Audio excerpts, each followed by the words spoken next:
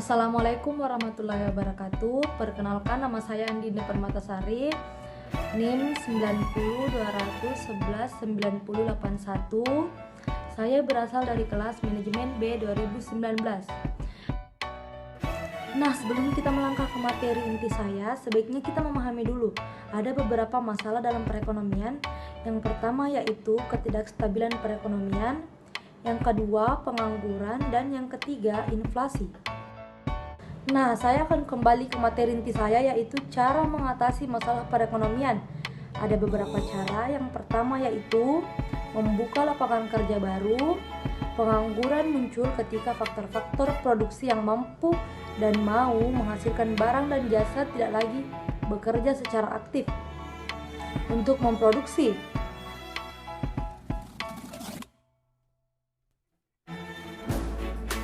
Yang kedua, mengatasi pertumbuhan stagnan. Pertumbuhan yang stagnan terjadi ketika pasokan produk tidak meningkat atau menurun di bawah tolak ukur. Peningkatan total produksi barang dan jasa umumnya diperlukan untuk pertumbuhan ekonomi. Ini diperlukan untuk mengimbangi peningkatan populasi dan harapan standar hidup yang meningkat.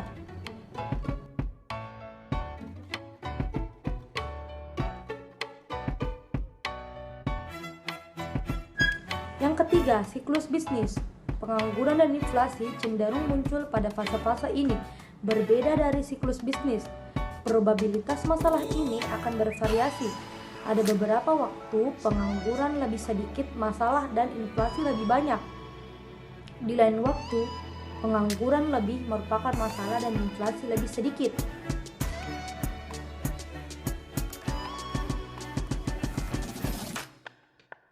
Yang keempat, mengendalikan peningkatan suku bunga.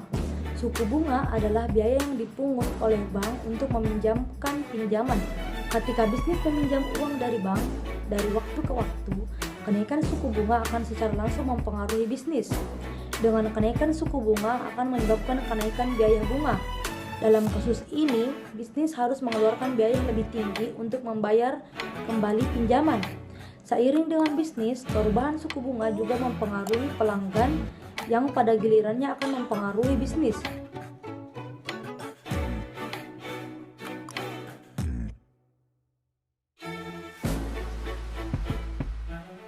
Nah, bisa kita ambil contoh kasus di masa sekarang ini, yaitu di masa pandemi COVID-19. Yang pertama yaitu membuka lapangan kerja baru.